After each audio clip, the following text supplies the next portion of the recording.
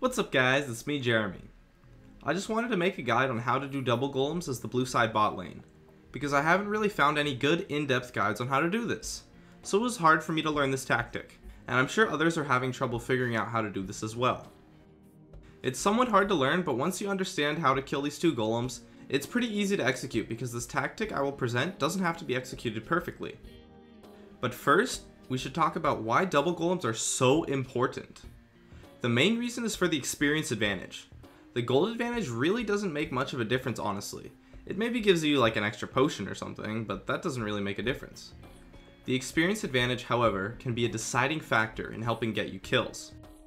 This clip here shows the kill potential of double golems. We get a double kill and survive because of the extra damage and HP bonus from level 4 versus our opponent's level 3. I chose to show this clip over others for some very important reasons. The first being that it, of course, shows the kill potential of double golems. But more importantly, it shows the nature of kills from double golems. It is impossible to get kills from the double golems advantage alone. You still have to outplay your opponents to some extent. They're not just going to walk up and let you kill them because you outlevel them. Killing double golems simply helps you outplay your opponents, and that is exactly what happened in this clip.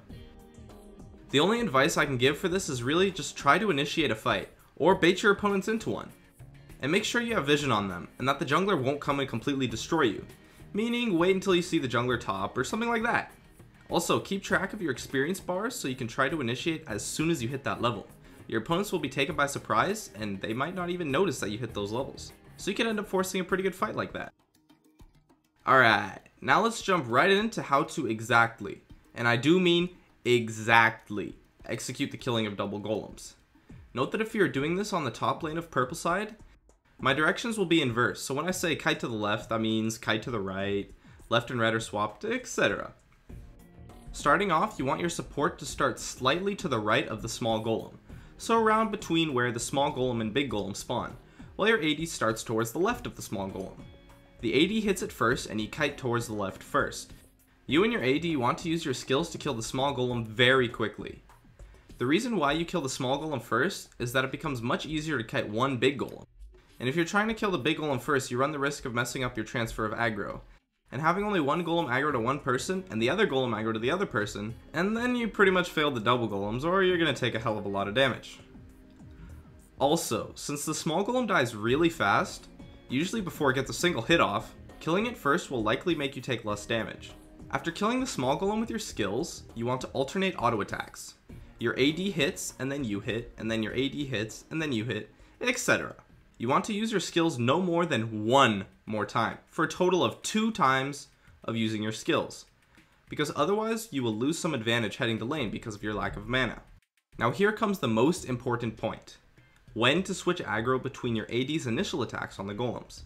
I will label this with a circle on the screen where the golem should be when you switch aggro. The golem will try to reset at this point, and you want to position yourself to a point where you can auto attack it immediately, while also blocking it from pathing to its spawn point. This will draw the aggro from that golem to you, and then you can either kite back to the right or transfer the aggro back to the AD again. Then you can just kite it until you kill it.